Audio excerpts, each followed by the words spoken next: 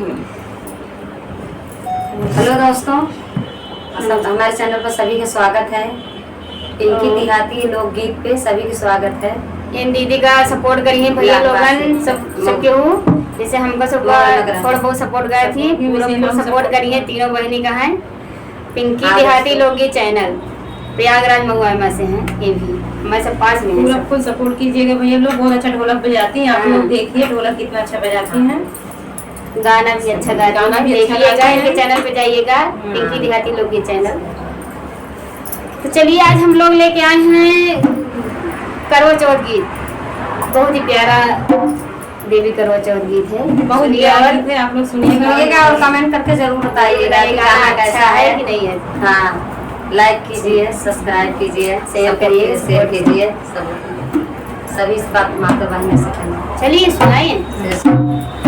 बानल रहे नहीं हर मैया, बानल रहे ससुरवा, बानल रहे नहीं हर मैया, बानल रहे ससुरवा।